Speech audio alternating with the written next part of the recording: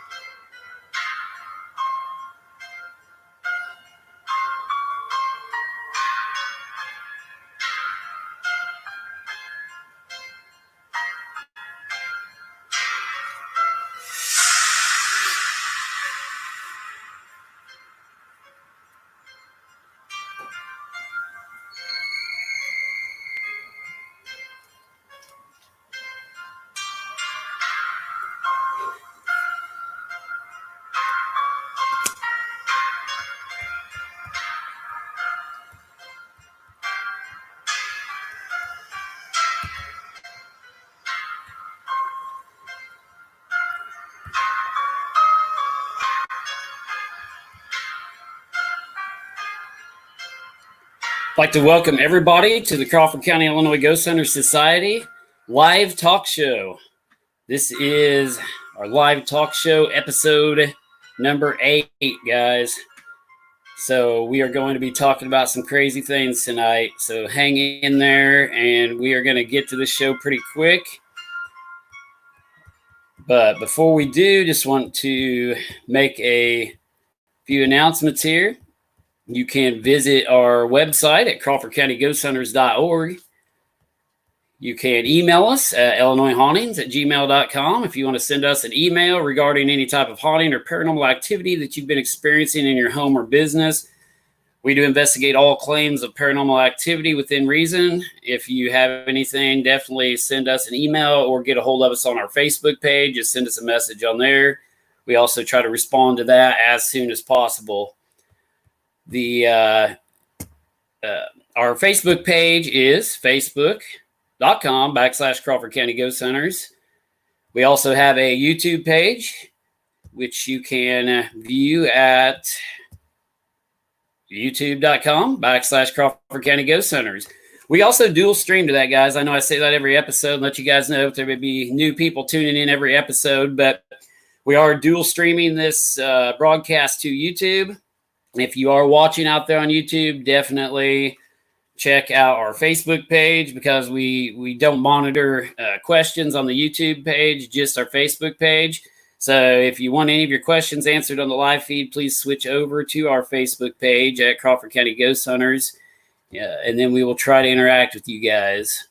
We try to answer all questions, within reason while we're talking about our subject matter, but sometimes we don't get to everything. So the Instagram page is Instagram /Crawford County Ghost Hunters. Follow us on there if you want.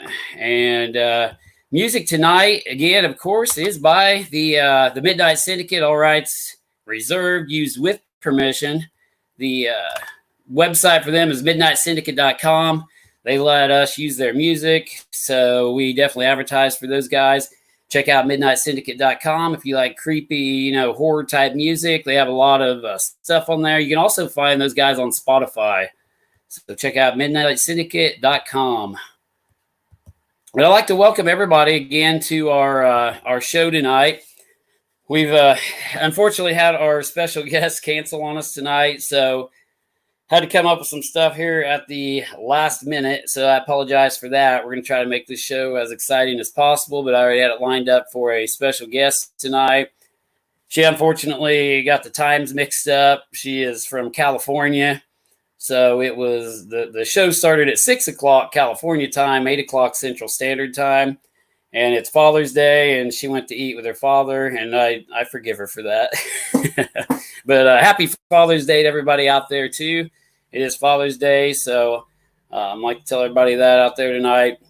But we will have Ansley, the spirit chick, back on the show when I get her rescheduled. Maybe next Sunday. We'll see if she can make it, or the Sunday after that. But she does want to come onto the show. She just had a little conflict in the time and didn't realize it was Father's Day. So, but that happens, everybody. So, but guys, welcome tonight. We've got a few things to talk about here.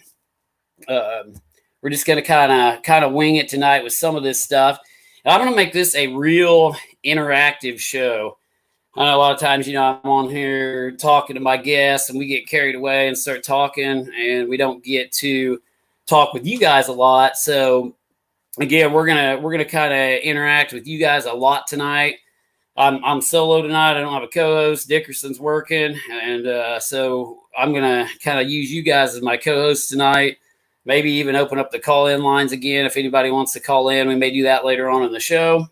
It may be a shorter show tonight just because, like I say, I was kind of caught off guard with no material tonight. So I thought about something we had talked about in the past with the viewers, and we had all talked about. And what I want to talk about eventually here after a while is the dangers of paranormal research and investigations.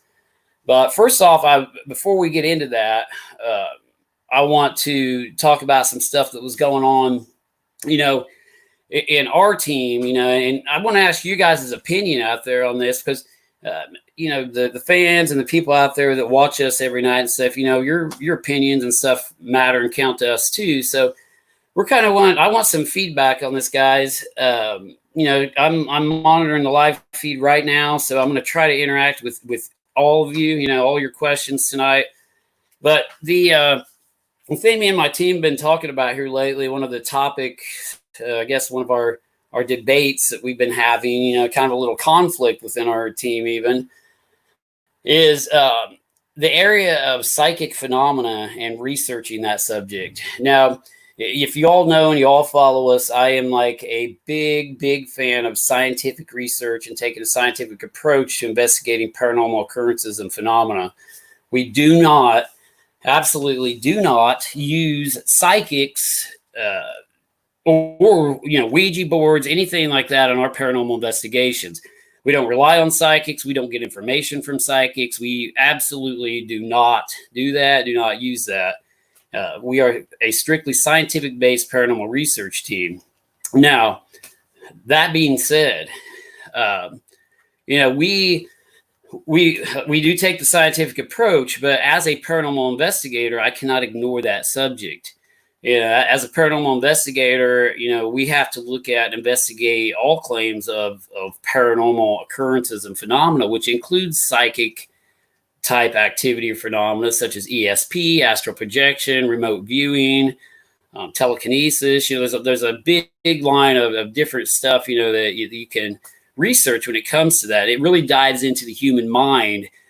And it gets into parapsychology. Parapsychologists study the human mind a lot because the link between psychic phenomena and ghosts and spirits, I believe, are very close. I mean, I believe it's linked together because I think some ghosts and hauntings can actually be caused by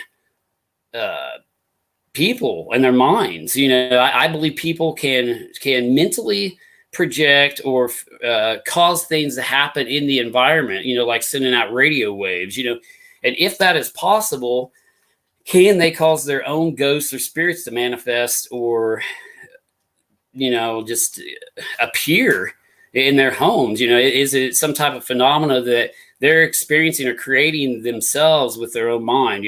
That's something I want to look into the link of it. But what we want to ask you guys is, we absolutely will not use psychics, for verification of any type of paranormal evidence in our investigations. But what do you guys out there think about us researching the psychic, I guess, the area of study known as psychic research and phenomena? What do you guys think about us doing scientific studies into that particular realm of paranormal study? We've done Bigfoot, we've done ghosts, which we're going to do shows on Bigfoot and ghosts here on this talk show. But Jen said, lose the hat. We can't see your eyes. I don't know if that's a good thing, seeing my eyes or not, Jen. But definitely let us know your opinion out there. Would you guys be interested in seeing us do scientific experiments into the psychic phenomena and actually study it scientifically. I mean, like maybe get a test group of people, put some meters out to see if they can influence electromagnetic field meters, see if they produce any type of heat, whether it be cold or hot. Any type of thing like that. What's your guys' opinion out there on whether, you think that would be an interesting topic? Would you like to see us do more research into, try to determine if psychic phenomena is real? If they can create energy, can we measure that energy with electromagnetic field meters? Can we see something standing there with an SLS camera, a thermal imaging camera? Can we measure this stuff they're creating and doing? That's the big question. I do sleep in this hot, Laura. That's funny. But they got me laughing now out there on the live feed, guys. I do, yeah. I know this is my favorite hat. I can't throw it away, guys. It's got too many memories. I get sentimental with this stuff, and then I don't get rid of it. But I got a few people saying do it. I know Andrew. He says keep it the way you're doing it. We're not introducing psychics into our team, so don't get me wrong out there. We're not trying to bring psychics into our team and use them. We are studying psychics scientifically, if that makes sense. Is what I'm asking. Should we study that? Because we study. I mean, as paranormal investigators, I can't ignore UFOs. I can't ignore Bigfoot. I can't ignore, reports of little green men running around. We have to investigate that stuff, even though it does seem loony, some of it, and some of it is loony. But, we do investigate all claims that come our way. But Brian says investigate all types. But yeah, I mean, it would be scientific in the way we study it. It wouldn't be, and we're not believing any of it for a minute. What we're doing is we are trying to measure any type of environmental changes that may or may not happen in the environment or the atmosphere surrounding those people, if they can manipulate and control any of that. And that's the whole claim here behind some of the psychic phenomena. We want to see if it's true or not. And that we may or may not do that, but I was just wanting to know if you guys would find it interesting for us to go live when we do that. I think we are going to privately do it if you guys don't want to see it, but we're going to try to go live if the fans out there and everything think it would be an interesting topic. So a lot of people are saying yes. Jennifer says, I believe some people have psychic abilities. I say do the scientific approach. Trouble is there are so many fake psychics, it's hard to know who to trust. Exactly, Jennifer. That's a very good point. And that is exactly why we do not use psychics on our investigation team, even though we do have a couple people on the team that claim to have abilities, to see or hear things. We still don't allow those abilities to come forth during our investigations and influence the results of our investigations. So, and we don't use that as evidence, whatsoever. We only take a scientific approach, and we do take a scientific approach because we want to show you guys the, something you can see and hear. If a psychic tells me, oh, grandma's talking to me over there in the corner, I mean, yeah, that's all there is to it. Prove that to me. If I can get a video of her sitting over there in the corner talking to us with an EMF spike of 7.0, and there's no power in the area, and temperature drops 15 degrees at the same time, then I might look into it a little bit. We want environmental changes and some type of proof that go along with somebody just stating, oh, I see something. So, that's where we're at. We will never use psychics, in our investigations. That will never happen. But we will study the phenomena.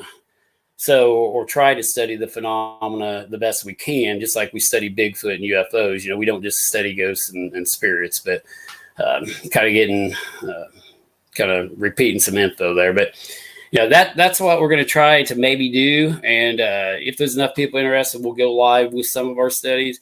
Says, I'm not sure that would be an issue in an experiment. Wait, I'm not sure trust would be an issue in an experiment, Penny says. But yeah, we would have to find a group of volunteers anyway that claimed to be psychic and then study them. So it's going to be hard to do in the first place. But that was just kind of a little debate my team is having right now. We're kind of discussing and cussing and discussing whether or not, to do this. So I thought I'd let you guys know and get your opinions on it. But can't hook a natural airfield meter to a psychic, Jack says. Yeah, I think he's met tri-field meter. But yeah, I know, Jack. We're going to try to maybe see if they can make it move or something, but we'll figure something out if we do that. But anyway, guys, tonight's topic, we are going to talk about, and me and Jack, that's funny Jack's on here because I think the night we were talking about it was the night we kind of came up with this idea. But tonight's topic is the dangers of paranormal research and investigation. So we're going to get into what can and can't happen on an investigation, the bad things that can happen to you. Hold on. Brian says you have them on the team. Start with that. Yeah, Brian. I mean, like I say, we do have some that claim that on the team, but it's again, we don't use them, so we can start with that, I guess.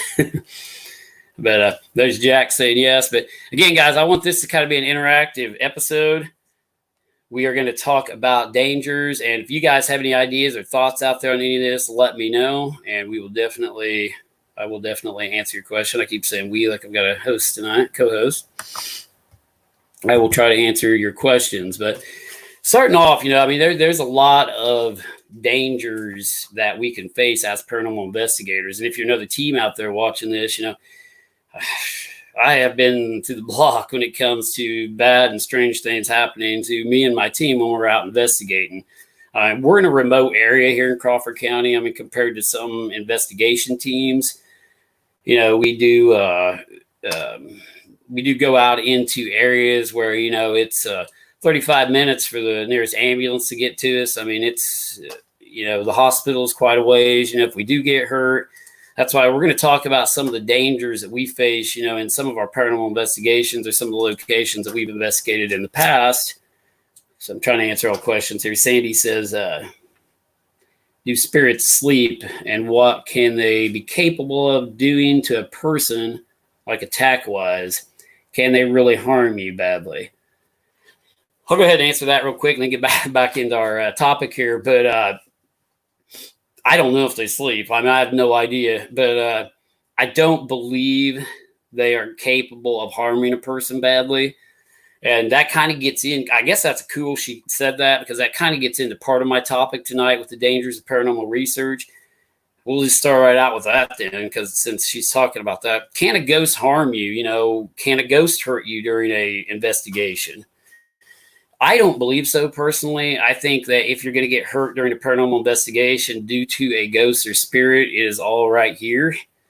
I think that a lot of people get scared. They get extremely scared of some of the stuff they experience while we're out, or the things that happen to them, and they hurt themselves. They don't get hurt physically by the ghost or spirit. And I do not believe in all my investigations, I don't even know how many investigations, it's way up there, but I've never seen physical contact that I believe was caused by a ghost or spirit. I've seen people supposedly get scratched. I've seen people supposedly get shoved to the ground.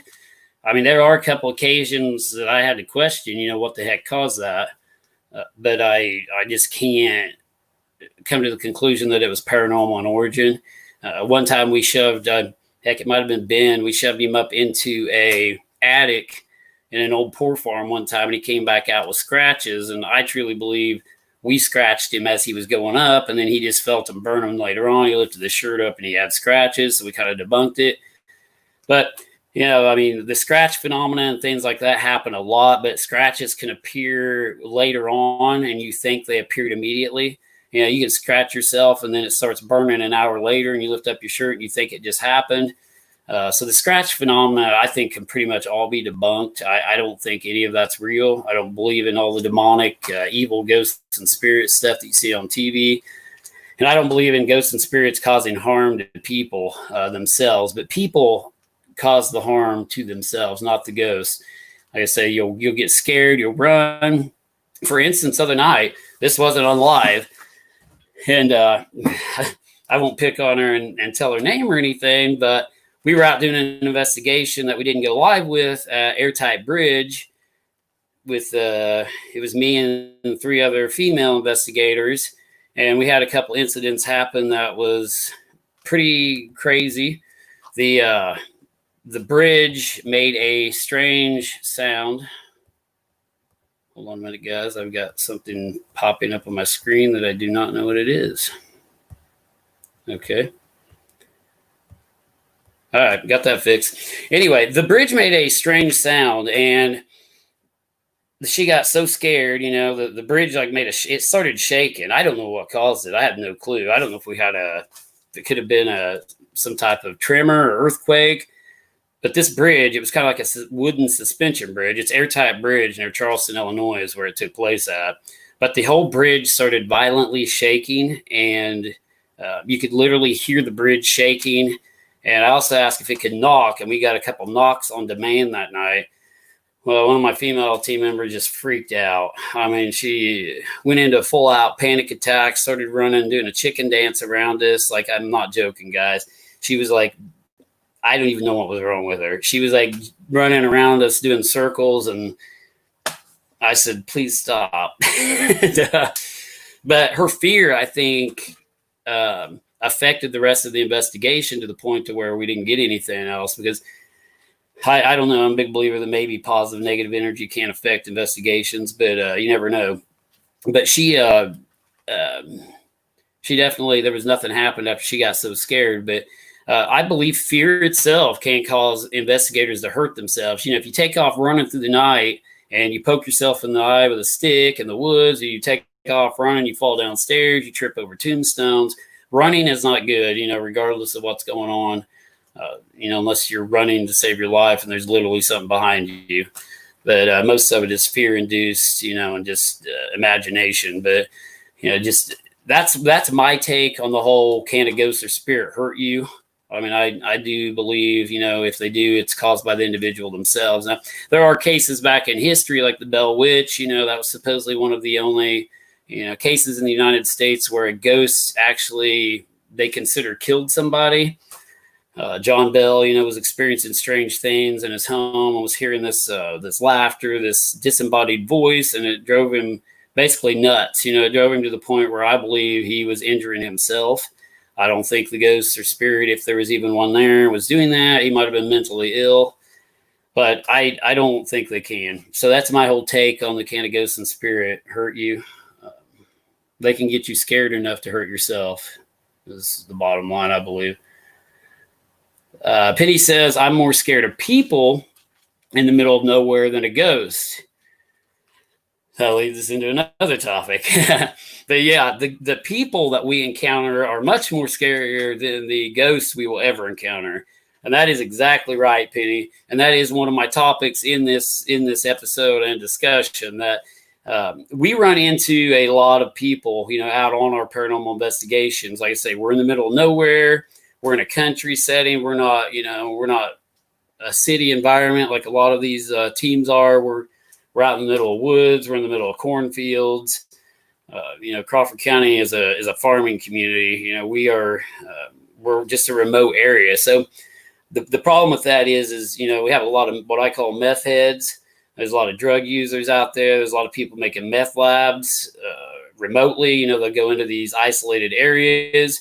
They will find houses that are abandoned.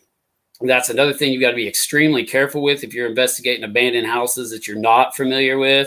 First, make sure you get permission foremost, up front. But if you just, you're one of those people that stop and see a cool abandoned house and you go running in it, be extremely careful, because those are the locations where these drug users, they hang out, they build meth labs in there. And we've been in houses where we found marijuana drying racks, where they've been drying weed in there, all kinds of stuff, during my, 25 years of doing this. It's like we've seen a lot of stuff out at night, because we're out at night in the middle of the night. We we make a joke. I've talked to the local sheriff here. A couple of us have talked with him even about it. We're out patrolling, I think, more than the sheriff's department are at night. We see a lot of stuff take place, and I've actually called a lot of stuff in that I've seen, crime, and especially since the COVID-19 thing has hit.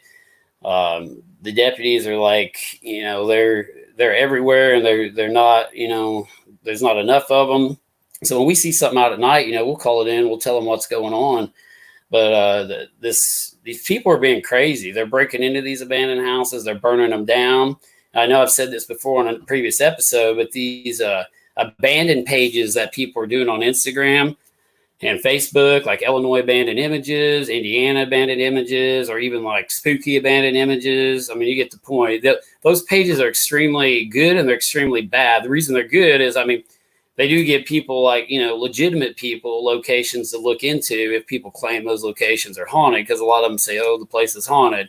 But they're giving these kids, these punk kids that are out running around because they're bored and they don't have anything to do, a place to go burn down. They're using these sites to find these locations to go vandalize, to burn these houses down.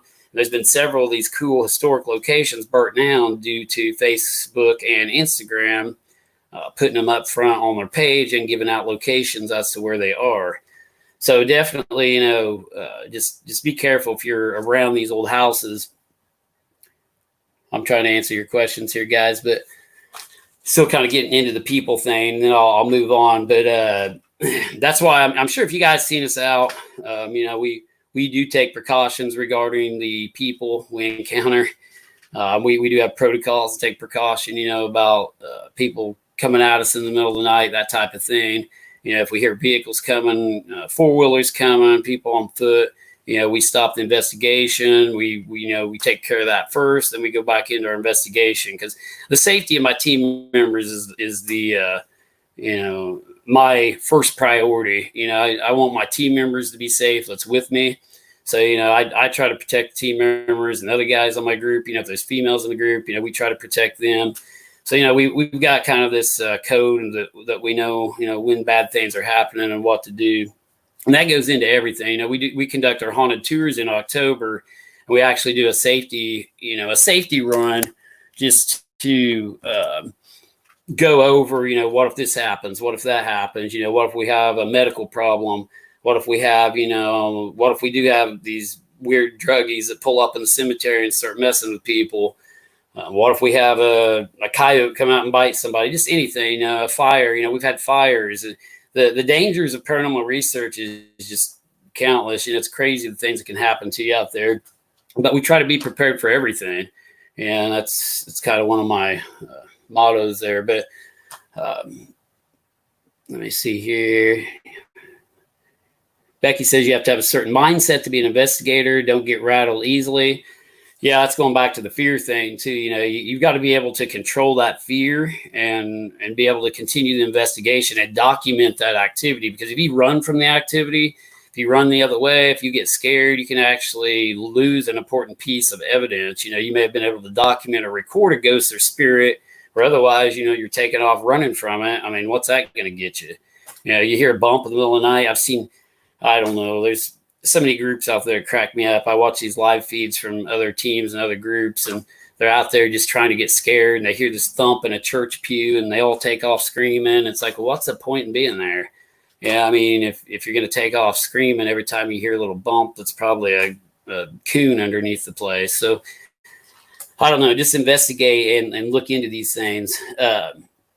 Jack Oliver says, not to mention the condition of the house, you could fall through a floor. Yeah. And that has happened to me, Jack. So like I say, you name it, it's probably happened to us. We were in a old church. Me and Todd, one of my former investigators, were in a church. And this is a funny story, actually. And we've got it on video. He's sitting here videoing with the night shot video camera. We're walking through this old church. All of a sudden I hear, I look over, and he's like halfway through the floor. All you can see is like from basically chest up, he's in the floor. and he's still videotaping. Like, I mean, I'll give him credit for that, but he fell through the floor of this old church, kind of into the crawl space below. Whole floor gave out underneath of him, but he continued to roll on the video camera, so that was awesome. I gave him a thumbs up for that. But and I fell through floors. I mean, I actually, here a while back, we was at an old house, and the steps gave way, and I actually fell through the steps, like clear down to my hips. And a Hatchet Man's cabin, which they are in the process of tearing down. I haven't been up there for a little while, which sucks, but I actually fell through the front part of that one night into the basement area. So, I mean, it happens. You know, you fall through floors. I try to be, I try to tell people, you know, be extremely careful, because Dickerson one night scared the heck out of me. We were at this old, it was an old mill, and literally he should not have done this. I still tell him this today, and I'll tell him on here, you shouldn't have done that, Dickerson. But he walked out on this beam, like this metal beam that could have been rotted, you know, it could have fell through. And this beam was over a ravine, like this. I mean, it was like a deep ravine, and it was probably, I don't even know, 30 yards up in the air, more, maybe more than that. I mean, it was a pretty sharp and steep, you know, ravine if he would have fell. But he does this little circus act to go out to this old mill to get into the top part of a mill we were wanting to investigate, and it just was not a good idea. I had evac on evac helicopter on speed dial that night because I thought he was going to die. But we've done a lot of dumb things in our life. That's why I'm here telling you not to do it. So probably if I'm here telling you not to do it, it's because we've done it. So I'm not going to play Mr. Innocent here. You know, that's why I know about a lot of these dangers. But yeah, another one, Becky says, be careful about falling into open graves. Yes, I did fall into an open grave one night. They were getting ready to bury somebody the next day. I was walking through a dark cemetery, did not have my flashlight on. It was like the new moon, no moonlight. I went kaboom and fell down. And like, I'm looking up at the stars, you know, I didn't know what the heck happened. And like, I get up, like I'm 6 foot under. I fell, they dug a grave the night before this individual was going to be buried. This is horrible because I fell into their grave. I don't know if that's a bad sign or not, but yeah, I literally fell into this thing. Luckily it didn't hurt me. I don't know how, but I got out of there, and yeah, I'm a lot more careful about that now too. So, you know, there's a lot of dangers when it comes to investigating the paranormal, but the people thing is extremely bad. We've had people pull up on us in the middle of the night, you know, in these cemeteries, and you can encounter anything from drug dealers to witches to you know, satanic, you know, people want to do satanic rituals in the cemetery. And that's a lot of stuff, you know, that we've encountered. You know, these cults are an extreme danger to paranormal researcher investigators too, because they like to go to the same places that we like to go to, and on the same nights that we like to go to it, because, you know, they somewhat believe the same thing we believe about, you know, the full moon affecting activity and, you know, maybe the energy of the area. So, you know, it's a good possibility if you're a paranormal investigator, you will run into a cult or cult members, you know, satanic rituals being taken place, Satan worshipers, you know, you name it, you will probably run into it at some point or another if you continue to do paranormal research, because it's happened on numerous occasions to us. We've walked in cemeteries too where they've just left, you know, and there's pentagrams all over the place, candles everywhere, circles of salt, skinned animals. One night over at Spooklight Hill, we came up on a satanic ritual site where people had skinned a bunch of animals. I actually skinned them out, threw them out into the road. I know a deputy over in the area, so I called him, told him what we'd encountered, what we ran into, and he went, you know, called the conservation police. They came and checked it out too. So, you know, we run into a lot of stuff like that. But yeah, if you guys, like I say, if you guys have any questions, just keep popping them out there. I'm gonna answer as I'm talking here. I threw this show together tonight, you know, because we talked about, you know, how I wanted to talk about these dangers and everything. And Jack mentioned a while back too about, yes, bring a first aid kit on investigations. A first aid kit, or I call it a medic bag, because I have more training than a normal person, but I have a medic bag. I'm an EMT too, so like, I try to take care of that part too. You know, if something happens to my team, if something medically happens, somebody gets cut, burnt, they fall down, hit their head on a tombstone. I've got stuff in there. Hopefully, if we're in a remote location, I can keep them alive until a helicopter gets there. But that I've got a medic bag and everything that I carry with us. So definitely, keep a good first aid kit, medic bag with you. Make sure you can control bleeding.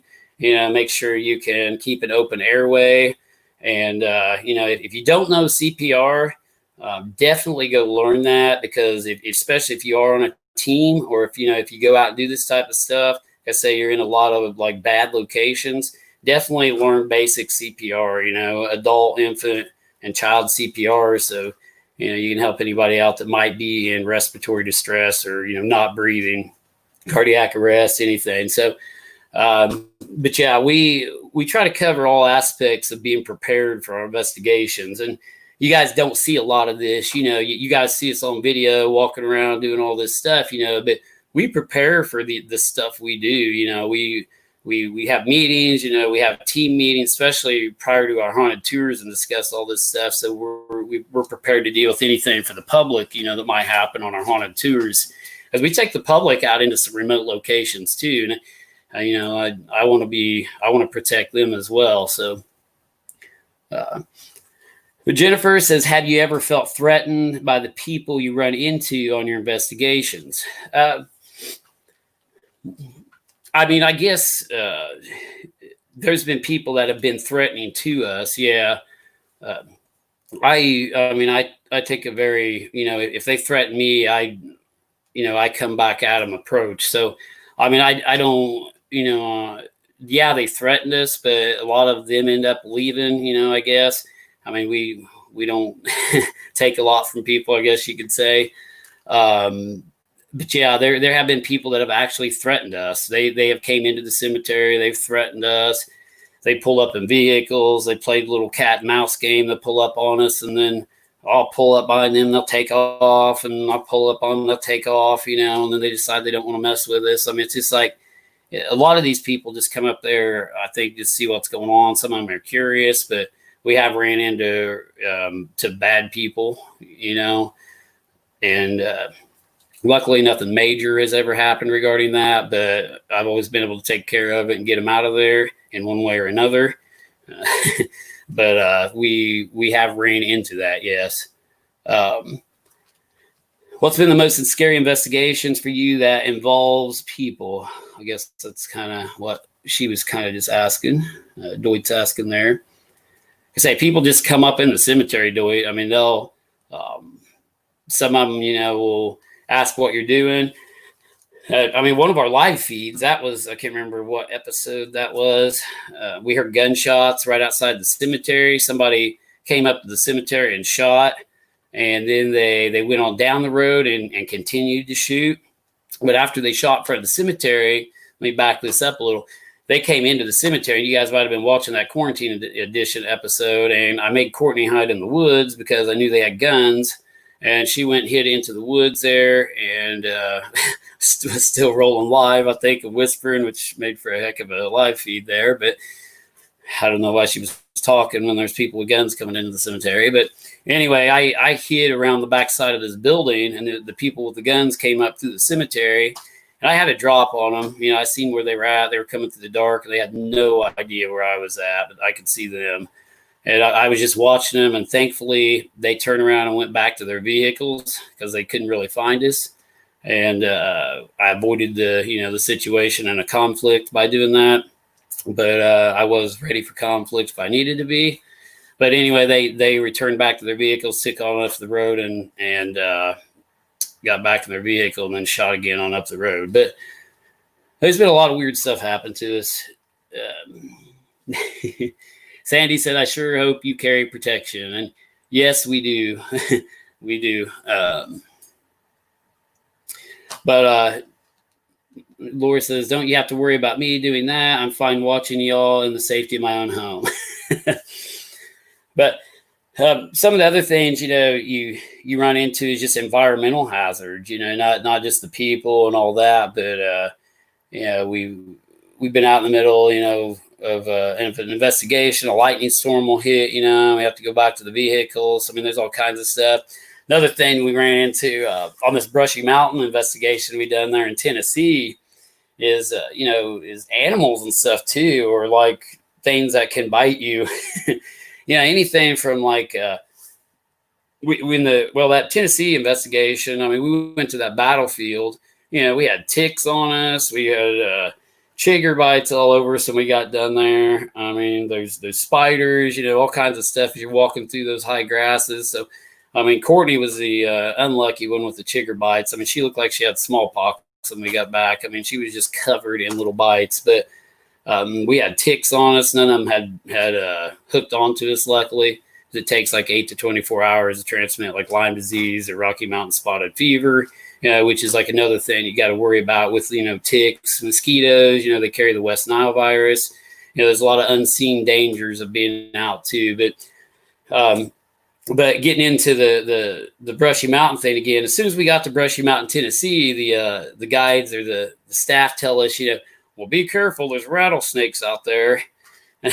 This lady on Dale's team, I thought she was gonna leave because she had on sandals, and she was like, "Oh my God, do I need to go home and go back to the hotel?" Which was like, I think it was almost an hour away, to get her shoes because she was afraid that the rattlesnake was going to bite her through her sandals. So, and that danger was real. I'm not laughing at her. I'm just laughing, at the fact that they said, "Oh, there's rattlesnakes out here." We're there to hunt ghosts. They tell us we might get bit by a rattlesnake when we're going through the back courtyard. So, that was pretty interesting. So that's really the first investigation where anybody's ever told me to watch out for rattlesnakes. Because in our area here, luckily, thank goodness, I mean, we only have a couple varieties of poisonous snakes. I mean, we've got some cottonmouths and some copperheads in this area, and they claim we have rattlesnakes slip into the area from down in the southern part of Illinois, in the more rocky area of southern Illinois, like down by Shawnee National Forest. They have a few timber rattlers or rattlesnakes down in that area, but in our area we don't have to deal with a lot of poisonous snakes, so we're lucky in that regards. But there are a lot of spiders too. We get into we investigate caves too.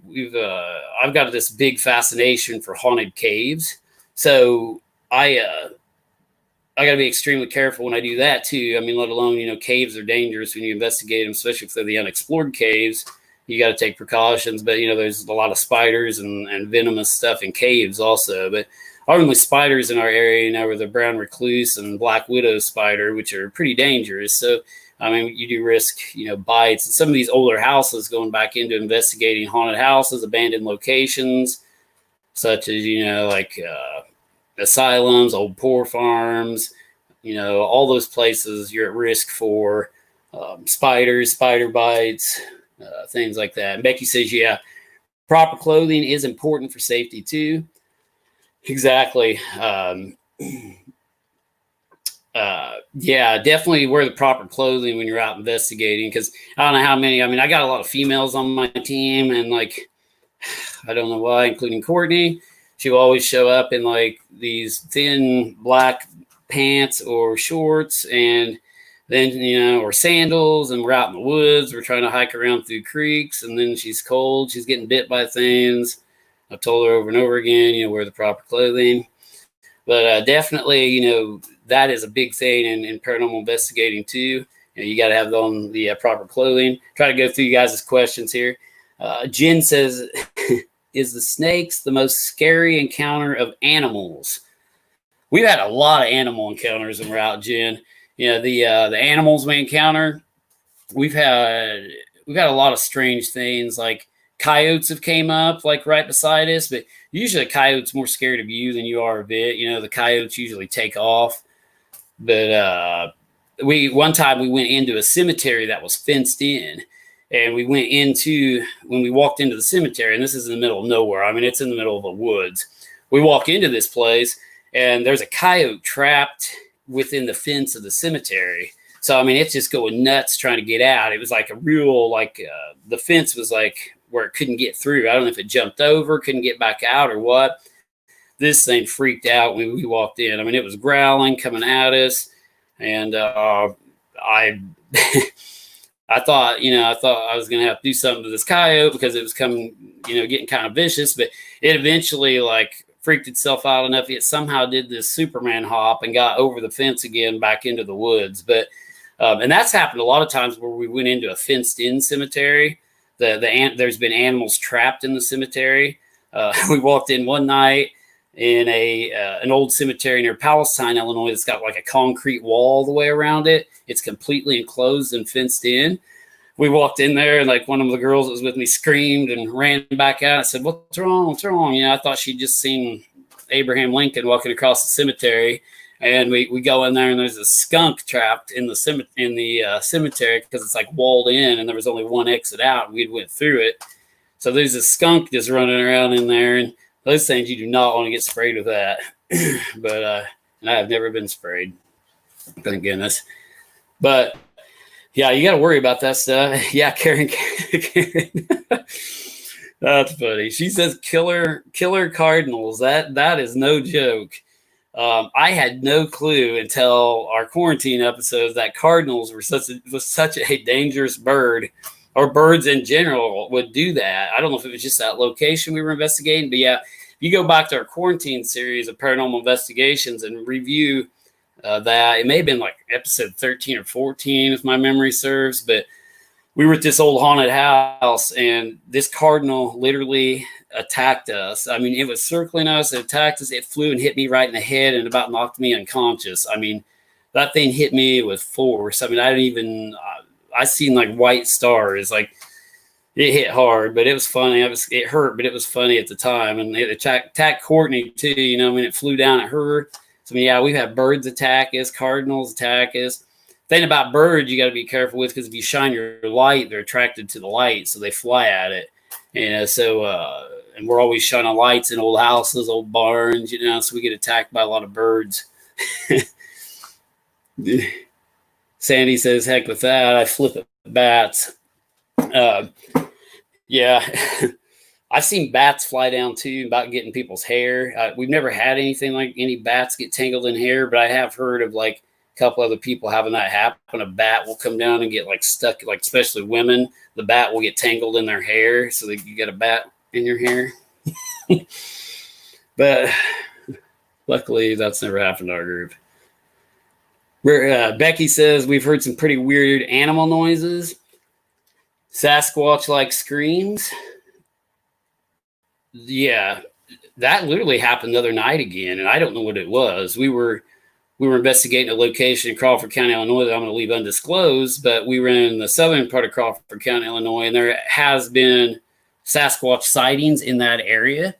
So we were down in that location, you know, just looking, and we heard what sounded really weird out in the woods. I mean, it was like a high-pitched, you know, scream, like grunt. I don't even know how to describe it, but the cemetery we were in, I was told by a couple locals that there's what they call she-apes running around that area. I don't know how much you believe in that, but they call them she-apes. I guess it's a female Sasquatch. I'm not going to get into why they think it's a female Sasquatch, but you guys can take your own opinions on why they think that. But they call them she-apes down there. But I've never seen one. I've never seen a Sasquatch. I've never seen a Bigfoot-like creature. I have seen or heard what, you know, could be some type of unknown creature, but I've never actually physically seen a Bigfoot or Sasquatch, which is why, you know, it interests me. You know, I'd like to research it and see one day, because I have heard noises while we're out investigating, while we're out camping. You know, I have heard sounds that don't sound like the typical wildlife in the area. But yeah, there's a lot of strange things that happen at night.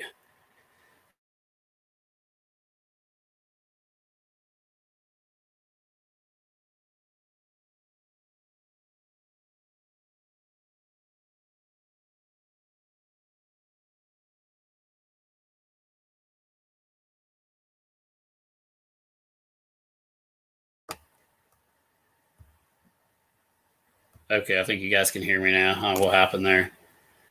You guys can still hear me, let me know. But they do claim that there are panthers, you know, in this area, and people have seen those, and I don't believe that really either. But there's supposedly black panthers. Can you guys hear me now? No sound, they say. Can you hear me?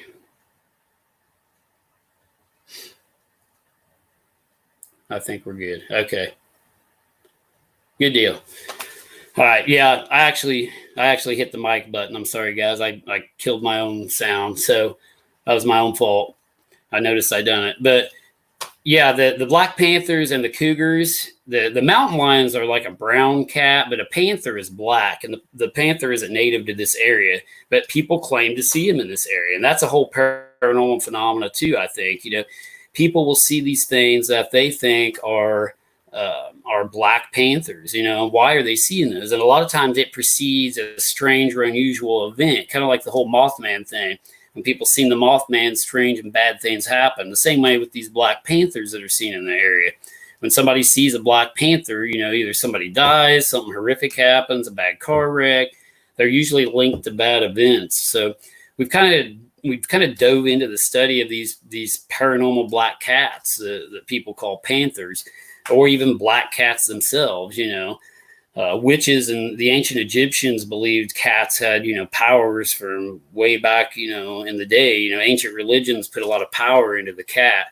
So, that's why witches use them for witchcraft. They'll use a black cat and they call it the familiar. A familiar is a witch's cat. So the cats are just weird. But I've never actually seen one. I've heard things. I've never actually seen a black panther. Let me put it that way. The black panther is not supposed to be native to here, and I've never seen one of those in this area. I have seen what I believe to be a mountain lion or cougar from a distance, and this was south of Oblong near the Ambrol River. And I think they can travel large distances, especially up large rivers. So they, you have an occasional wanderer, I think, come through, but other than that, we don't have a lot of cougars. Now, we do have bobcats that are getting highly populated in our area, and people hear those scream and mistake those for women on paranormal investigations, like screaming, a screech owl, a bobcat, a fox. Foxes make really, really strange sounds when they, make the screaming sound. So people confuse that for women screaming. So, you got to be extremely careful during investigations and not, mistake that for something paranormal. But, yeah, guys, fire your questions away out there. This is kind of an interactive night, kind of telling you about some of the dangers we've seen, some of the things that can happen out there. Covered a lot of stuff, but there's a lot of stuff I haven't covered. Another big thing we are key on is communication, radio contact. If we do go out into these places, somebody stays in the vehicle, we're always in radio contact if we don't have cell signal. So, having two-way radios on investigations to keep in communication is also really important to do and have. So I like for everybody to have a radio, or at least one person. If you're splitting up into 3 teams, at least one person in that team have a radio so somebody can get out. But we also have codes on the radio for medical problems, for fires, for, just a variety of different things. If people are coming into the cemetery with weapons, anything, we've got codes for that to come over the radio, especially during our haunted tours. So we don't freak out the people on our tours. Now everybody's going to not want to take our tours because of all this dangerous stuff I'm talking about. But the stuff we're talking about, it's like, it doesn't generally happen on our haunted tours, guys. Come take our tours. But no, you never know what's going to happen. I probably just killed our haunted tours for this year. But we are prepared if anything does happen, during our tours, tour season. And that's the whole point behind us, preparing. We don't want bad things to happen, and we try to prevent them. So, but try to go back through the questions here.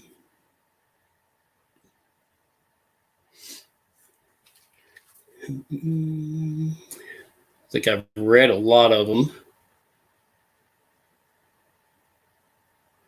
We may not have a long night tonight, guys. I may only go like an hour and a half here. Just because, like I say, our guest backed out tonight, and I'm trying to, kind of fill in with some of the topics, we talked about in the past. You guys said you were interested in.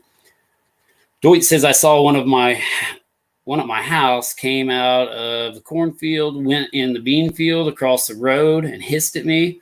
The next day I saw its paw prints in the lot by my house, and it was a black panther. Yeah, that's weird. I mean, like I say, people report seeing that all the time. It's like black panthers aren't even native to North America, I don't believe. So that's what's strange about the black ones. Brown ones, the gray, the tan collared ones, they look kind of like a deer in color. If you've seen a white-tailed deer, it's kind of the same color as they are. That's a mountain lion and cougar, and they are native to North America. So, that's the ones that travel through every once in a while. But the sightings of the black cats just amaze me because people see them all the time. I mean, it's just weird. Michael says, do you remember the most freakish thing you caught on video? No, I don't know if do you mean paranormal, Michael, or what do you mean by that? So, let me know.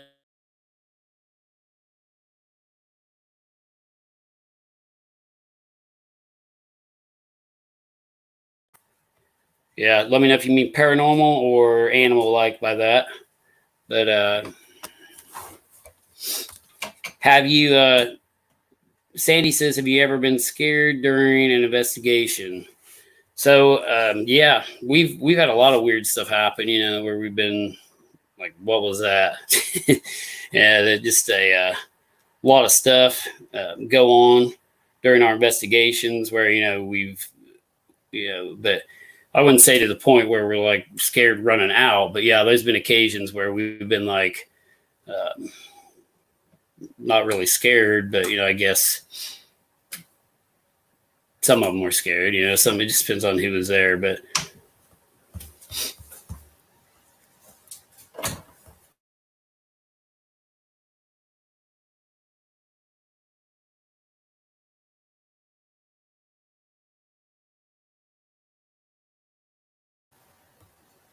sorry guys, having mic problems again. I think I got it fixed.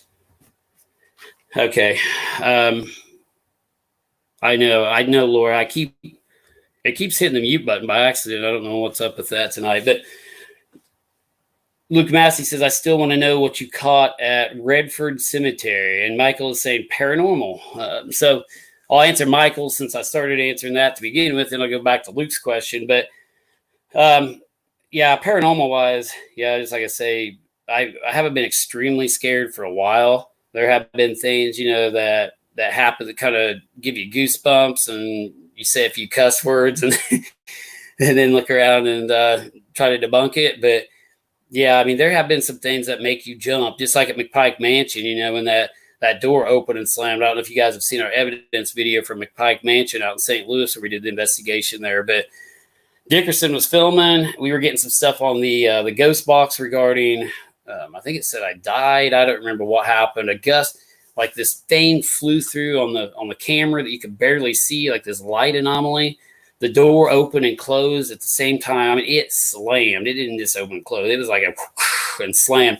And Dickerson got the slamming on video, but he didn't get the opening because I kept pointing to him to turn the camera. He didn't turn it fast enough, but he did catch the slamming, which was good enough still. I mean, it was an awesome video. I mean, there have been things that, kind of give me goosebumps and make me think, oh my God, what was that? With a few cuss words in there. I'm not gonna lie. But we try to keep it PG-13 for the viewers. Says Diana, or what's your most remembered EVP? Well, let me go back to Luke. I forgot to answer his question. Sorry. I still want to know what you caught at Redford Cemetery. Well, Redford Cemetery has another name. It's a really strange cemetery over in Jasper County, Illinois. So I'll go in and talk about that real quick, and then I'll answer your question, Diana. Sorry. But Luke, yeah, we were over in Redford, and the weirdest thing was we were back in the woods when it happened. Like, I had a team of like 5 or 6 people with me that night. I go in the woods all the time. I mean, my other hobby, other than ghost hunting and paranormal research, it's more, that's a job kind of, but One of my hobbies is, wilderness survival and going out in the woods and camping. And like, I go in the woods all the time. So this is why this is so strange. We went into the woods behind, I almost said the other name, behind Redford Cemetery in Jasper County. It's got a bad name, guys, too, that isn't politically correct. I'll just put it that way. So I'm not going to say that on the air, but it does have another nickname that locals know it by. It's called The Hill, but that's all I'm going into. But anyway, we were behind this cemetery, and there's 5 or 6 of us went in. I had a GPS on me. I had a compass on me. We were going into this woods to try to find a grave. For the second time. I'd been there once in the daylight, but this was the second time we were going in at night to try to locate this grave. Now, behind Redford Cemetery, about half a mile or a little bit over half a mile into the woods, there is another grave, and that's why the cemetery is haunted. It's the gravesite of Jace Wheeler or James Wheeler, and he's buried away from the rest of the cemetery because they didn't want to bury him in the cemetery with the rest of the people. And I'm not going to go into the details of that just because of all the stuff that's going on right now, politically and with everything that's going on in the United States right now. I'm not going to discuss why that took place. But anyway, we go back there to find his grave. And, we're back there walking around. We can't find it. We think we're heading in the right direction. There's five or six people. I think there were 6 people with me. Yeah, there were 6 people. Because we got completely turned around and lost. My GPS quit working. My compass was going in circles, like some type of electromagnetic field was influencing it. It was going in circles. I thought I knew how to get back to the cemetery, but these 5 individuals that was with me, well, Becky was with me that night, I think. I think Becky was back there. I'm not sure. Becky on here, were you with me that night? Pretty sure Becky might have been there. But it was me, Becky, and a couple other people. We could not figure out how to get back out. And I tried to tell these people the right direction, but no one would listen to me. It was like they were being influenced by something that kept drawing them further and further into the woods and closer to the river back there. Like, I still don't understand it. I don't understand it to this day, as to what happened. But we got in there and we got so turned around, so lost. I mean, and nobody would listen to me on which direction to get out. They all wanted to go in different directions. They all kept going farther and deeper into the woods. And I told Becky, and like Becky and me never have arguments. I mean, there was something influencing us that night. Like, me and Becky were kind of getting in this little argument. I was like, Becky, come with me. I'm like, come this direction. I know how to get out, and these other people won't listen. The people that were with us were other people weren't really on my team. They were just wanting to see it, and we were taking them to it. But, I hope Becky's still on here so she can comment on some of this. But she wouldn't listen to me. Becky wouldn't listen to me on how to get out. They wouldn't listen to me on how to get out. Everybody was just influenced to go a different direction, and something was affecting my GPS to the point it wouldn't work, my compass to the point where it was spinning. And we heard things. And finally, I had to call somebody to go out onto the nearest road and honk so we knew which direction to get out from. And I told them how many people was in my group. Now, this is where it gets weird. There were 6 people with us, and I counted because I said, I want to let you know, we've got 6 people, with us. And I started to count them, and I counted a 7th person, and I told the person over the phone 7 because I seen 7 people. And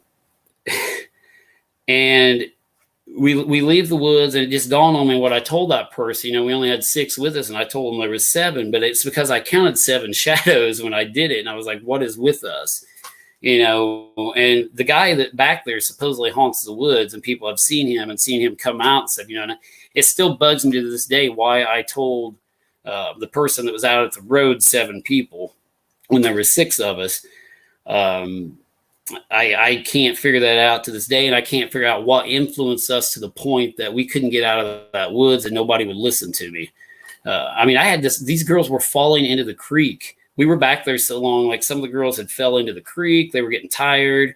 I had one guy that was a little heavy set, I was afraid he was going to start having chest pains.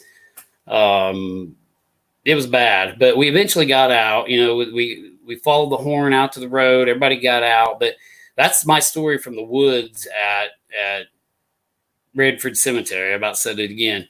But that's my story from back in the woods. I truly think the woods are haunted, and there's some strange force at hand in that wood just because of the events that took place at that night. Now, I've been back there since then in the woods, found the grave, no problem. Nothing ever happened. So it was just one night. I don't know. I don't know what happened that night. But I've been back there since. I've been to the thing several times, but also that gravestone has now been destroyed by vandals, which also makes me mad. A couple of Halloweens ago, the gravestone was completely destroyed by vandals, and that's the one I told you I know who done it. I told the sheriff's department they won't do anything about it, and but that's that. You know, the stone's in a million pieces back there in the woods now, but we do have the last probably known pictures of that stone in its original condition. So I am glad about that. You know, I documented and took several pictures of the stone that's back in the woods behind Redford Cemetery that is no longer there. It's there. It's just in a million pieces last time I was back there. So this upsets me to talk about that place too, because it got tore up. But okay, now I got to go way back up here on the questions, because that was a long one. Sorry. What's your most remembered EVP? That came from Diana Dart. So I'm going to back up to right there, guys. Diana, the best one I can remember, and I think Becky was with me on this one too. Becky was with me on a lot of this stuff. And Becky saying that she didn't leave because the others were idiots. That's funny. The girls were under the influence. Yeah, something was wrong with them. Where was I at? Okay, yeah, the most remembered EVP was probably we were on an Indian burial ground. It was me and Becky sitting there, if I remember right. We were. It was just me and Becky, I think. We were out in the middle of this Indian burial ground, out in the middle of a field that is kind of on some land over close to where I live. We were sitting there, and I was recording, and I got the clearest EVP ever that said, "Please help them go into the light." I mean, that is just bizarre. I mean, please help them go into the light. And I still have it on the recorder. I've kept it to this day. I haven't even put it up. I don't know why, but I will work on that. Since you guys brought that up, I'll get that off my recorder and turn it, save it as a WAV file or MP3 and put it up here maybe on the next show, or put it on our site. But yeah, the weird thing is, it's not in some type of Native American language. It's in English. And I may have been asking the question, how can we help you? I don't know. But it said, please help them go into the light. And I don't know if it was referring to the souls of the Native Americans that were still stuck there. But that is just really powerful, in my opinion, that, it said that. I mean, it's pretty neat. But that's my most remembered EVP. Reading your comments here, guys.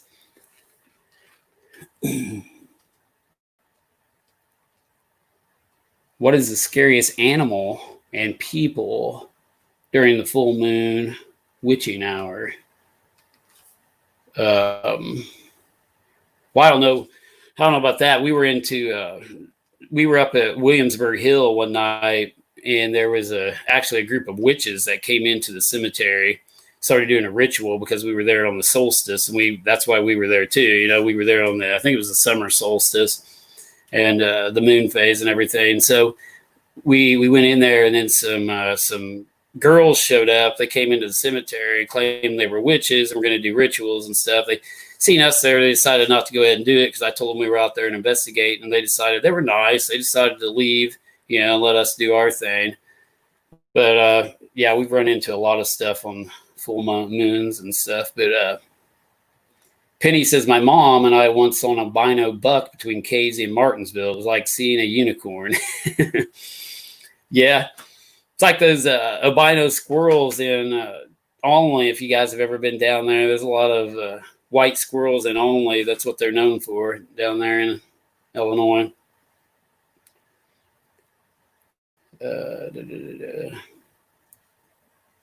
Greg Cause says, did you experience any time loss?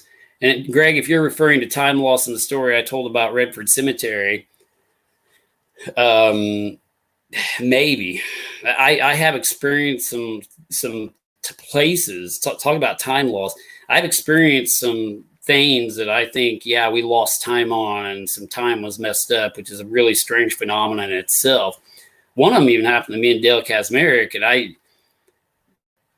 don't know if he even realized this. We were coming back from Airtight Bridge one time, and I'd taken a road, and my GPS said it was going to take us 40 minutes to get back to Robinson. And it was about an hour and 45 minutes before we ended up back in Robinson. And I took the same roads we took the first time. I don't know. I've experienced some strange things where it's like, what happened? There's a lot of things. He's talking about time loss. A lot of time loss of reports come in places where people have experienced portals and strange, events. And we got talking about that in one episode too, about disappearing houses. In our last episode, we were talking to Gwendolyn and Candace about that, places that have experienced a lot of paranormal activity, such as portals, ghosts, spirits, UFOs, time loss. What's happening in those locations? Are they dimensional doorways? Are they somewhere where there's some type of ley line or something where there's more of an energy field in those particular areas? But yeah, Rebecca says, yes, you went to the top of the hill to get your GPS to work and you counted an extra person. Yep. Let me see here. Luke says that place is messed up for sure. I had 3 crazy experiences there. It's 100% haunted. Yeah, Luke, we'll have to go out there. Luke, if you're still watching, private message me, let me know. I never know which is your good weekend. Just let me know. And when we're not doing, we'll try to meet up. Becky says, let me see here. Of course, they were. So I'm still going through your comments, guys. Hang in there. Joe Terry says, is there any folklore about dogmen or werewolves in Crawford or the area? Now, there's not a lot of folklore. Can't talk tonight. Folklore regarding dogmen or werewolves in our area, although I have had reports of dogmen and werewolves in our area, but there's no oh my gosh, this place is, haunted by a dogman or a werewolf, or, there's a lot of reports of that. I guess there is, because Ramsey Cemetery, which is also known as Casbar over in the Effingham area, which it's not Crawford County, though. You said Crawford, I think. Yeah, or area. Ramsey Cemetery in the Effingham area has a report of what people believe to be a werewolf with red glowing eyes. Now that's located over in Effingham County, over here in Illinois, and people claim to see this werewolf-like creature that chases them out of the cemetery. There's also some rock overhangs. I don't call them caves because they don't actually go on back, but they're more like rock shelters that are along the creek back there, unless I've been unable to find the cave. There have been reports of a werewolf being seen in a cave back there. We have been unable to locate that cave. So if there's any viewers out there that know anything about Ramsey or Casbar Cemetery in Effingham, Illinois, and you know where a cave is, let me know, please, because we have looked for it. And what they call a cave, I call it rock shelter. It's just a bunch of rocks overhanging. It doesn't go all the way back in, so I don't consider it a cave. But there have been reports of a werewolf-like creature there, because Joe's asking about werewolves and dogmen. Now, I don't believe in werewolves and dogmen, but will we investigate claims of them? Sure, because we're paranormal investigators. But doesn't mean I believe in this stuff. Doesn't mean I actually think these things are real. But I will investigate claims of this type of phenomena. And we have, the dogman claims, the dogman phenomena. Now, that is more realistic to me than the werewolf side of it. Now, the dogman, from what I look at it, from my point of view of what a dogman is like some of the legends surrounding the dogman and the dogman is Native American. It's just, it's type of Native American type legend where the shamans almost became so powerful that they used to wear these, coats on themselves or animal skins. They would mimic the animal for so long. They might get a dog, a coyote, skin it out and put that skin over him. And the Native Americans would mimic that animal to the point to where they felt like their soul or their spirit was intertwined with a coyote, a dog, or some type of other animal. And the shamans of these tribes and stuff would do this and go out on vision quests. And there were secret societies of Native Americans. You talk about secret societies in modern day, were like the Freemasons, the Rosicrucians, which I can do a whole show on too. But Native Americans actually had secret groups and secret societies within them, and one of them was the shaman and the events where they became dogmen, and they advanced into this state to where these people became these dogmen, and people claim that they see them. There's like shapeshifters too.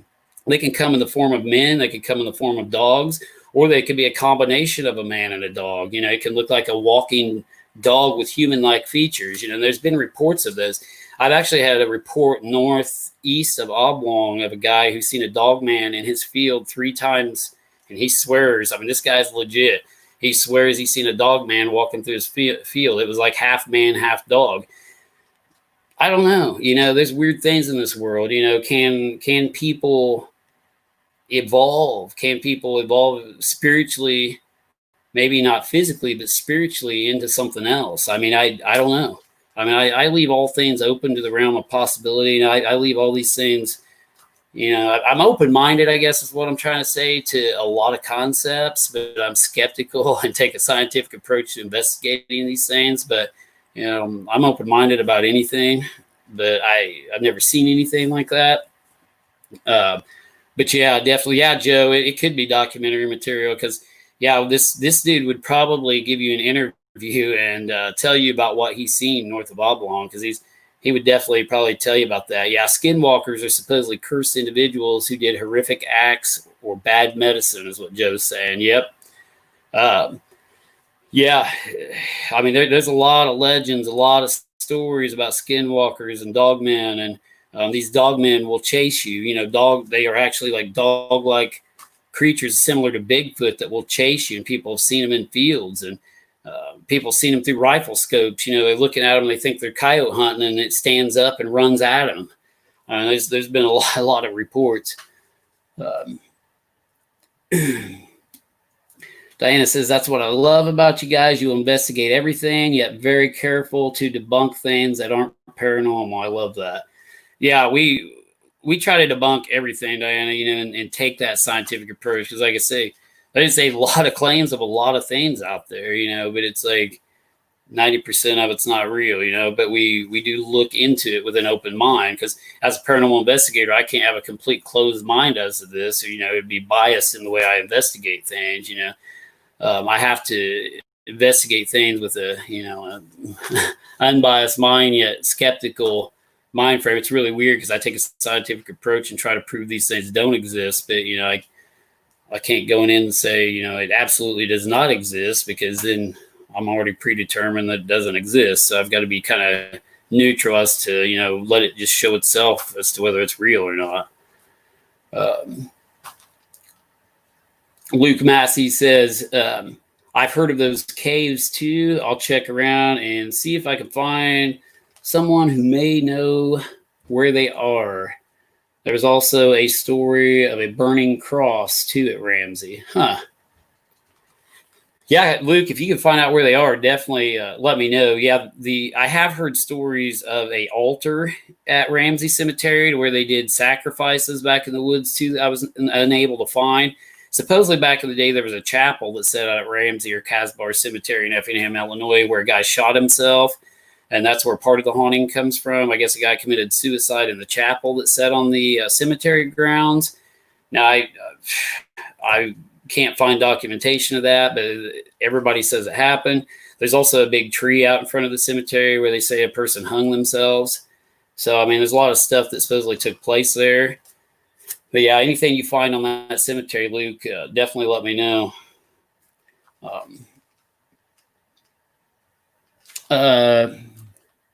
Brianne Elder says, have you had anything paranormal happen with being in the EMS field? I do in home health care and have had some experiences. Yeah. I may have talked about that on some of I think I did talk about this on one of the previous episodes, but yes, I have had paranormal experiences regarding medical calls I've went on. um, and responded to. You know, some of the things I've seen were pretty bad, and I've tried to think, was it just me? Is it some type of PTSD from the nature of the call? But I don't think so. I mean, I truly think that I have had paranormal experiences regarding people that have died where I went to that scene, been the first person there, or close to the first person there, and seen them. And maybe, that person might have knew me and kind of attached to me spiritually because I was the first person on that site.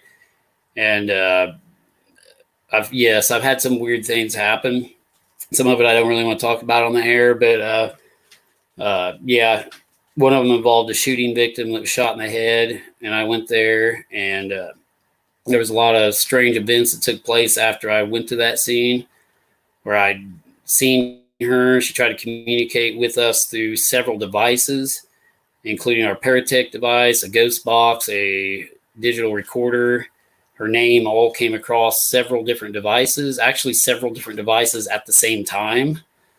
So, yeah, I've had many events regarding. See you, Joe. Catch you later. Joe's heading out. Thanks for watching, Joe Turry.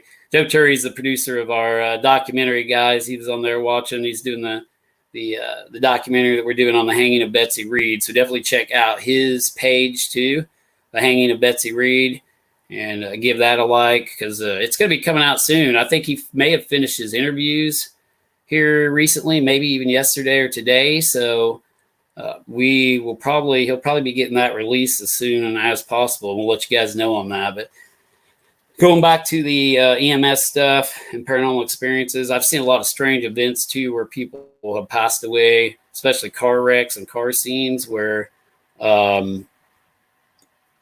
strange things involving like hawks and owls. Like one of the weird things I've seen, there was a car off in the water where an individual passed away in floodwaters, and a hawk flew down, landed on top of that vehicle, and like went.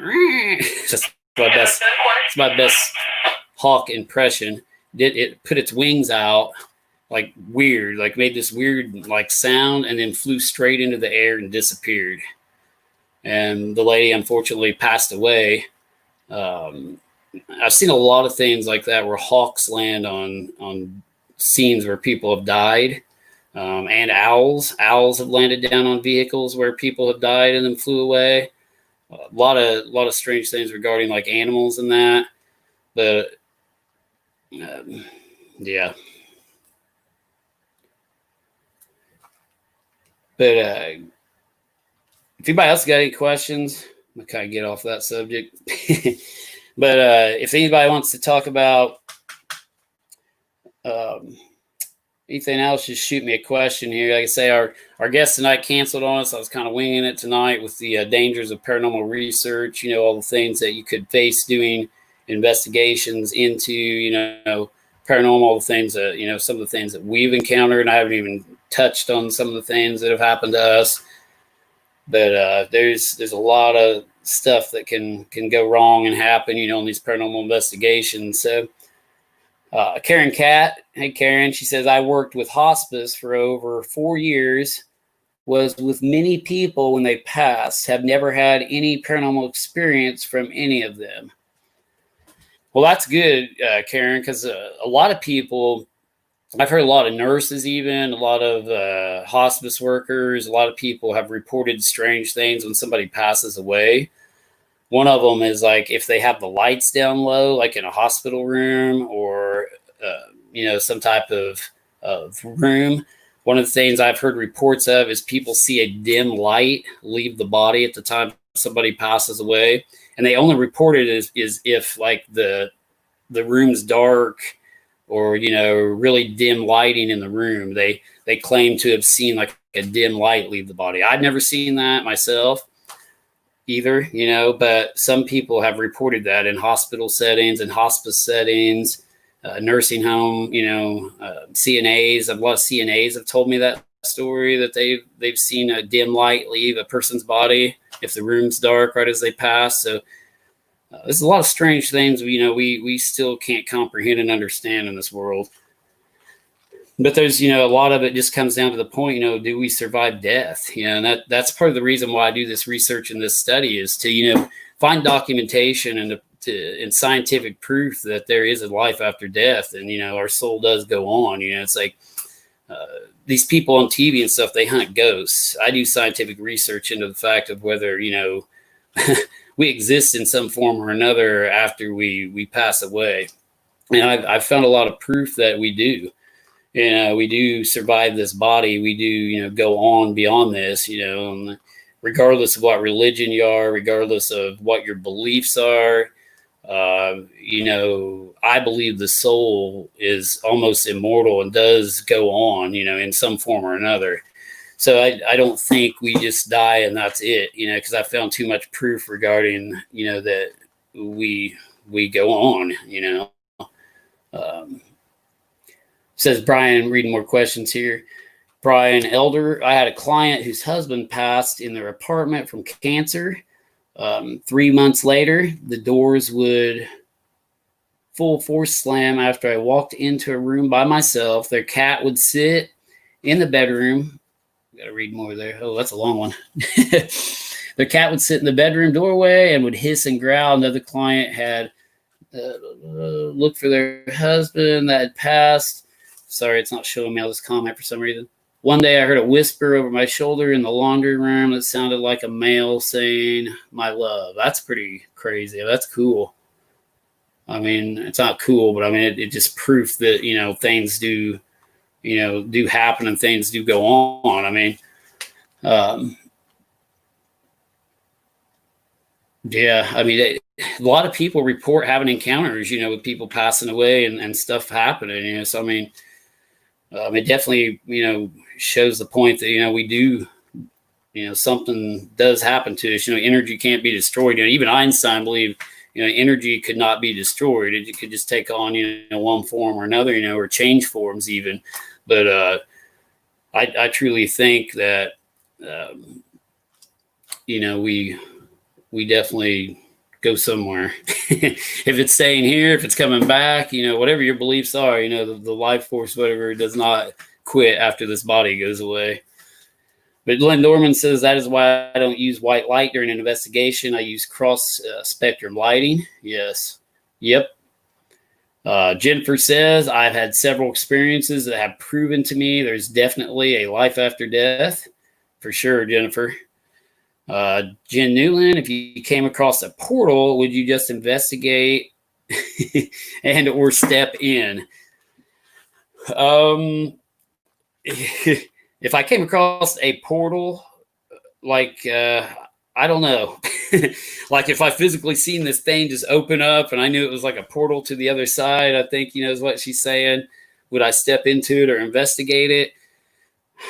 I'd probably investigate it first. I don't think I want to just step into this opening doorway with this bright light. I don't know. I'm just that kind of person, but like, I want to make sure that it's not some type of trick there. But yeah, I mean, that'd be a weird thing, to see a portal that just opens up. Would you step in? Would you not? That is a really, really good theory for the whole thing as to why ghosts are here and exist. What if that was your choice?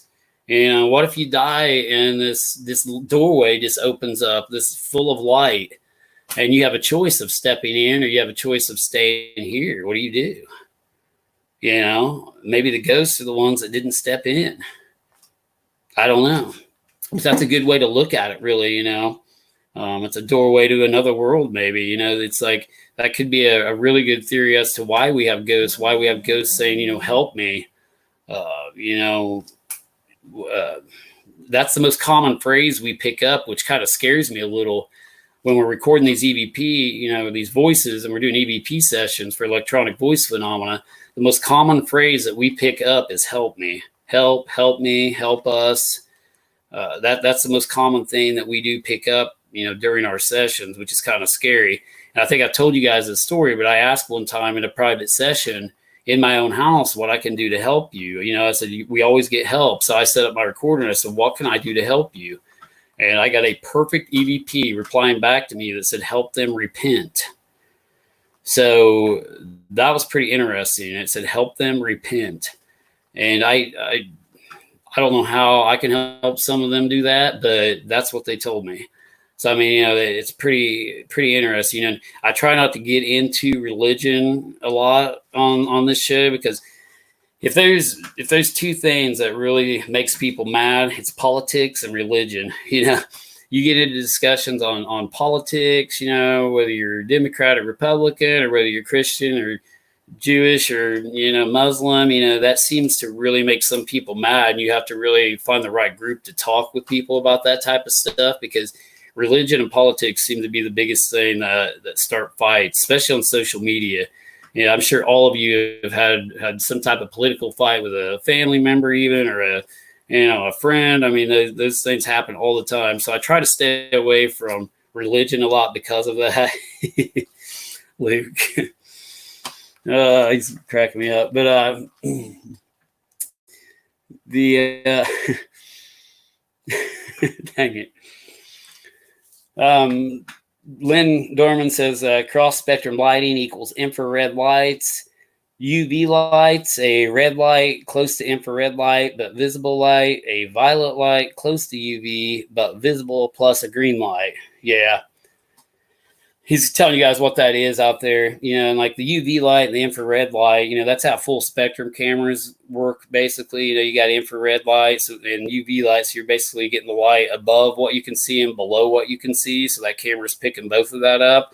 And a lot of those full spectrum cameras, if you have a UV and IR light with them, it will enhance that and pick up more of that area of light that the human eye can't see. So that's what Lynn's talking about out there, sort of. But Greg Koss said, Greg says, apparitions may not appear to be what they actually are. So, yeah, I'm not. Give me a little more on that, Greg. Like, you mean like you may think it's something and it's something else? I mean, I know like some apparitions, you could think it's an intelligent haunting or an apparition too, and it could just be some type of residual event where, that image of that person is stuck as a replay in time, and you're seeing that over and over again. So I'm not real sure what you're saying there, Greg. Go into that a little bit more, and I'll try to talk with you about that. Robbie Robinson Sr. says, my mother would see a shadow walk by a doorway in her house after my father passed away in the house. Oh, yeah, Robbie. And that happens a lot, like especially with loved ones. People will see their loved one, after they passed away or have an encounter with them, and that to me is it may scare some people, but that to me is really cool, because I mean that to me shows me that that they're still around. They survived death, in one form or another. Whether whatever happens to us, I don't know.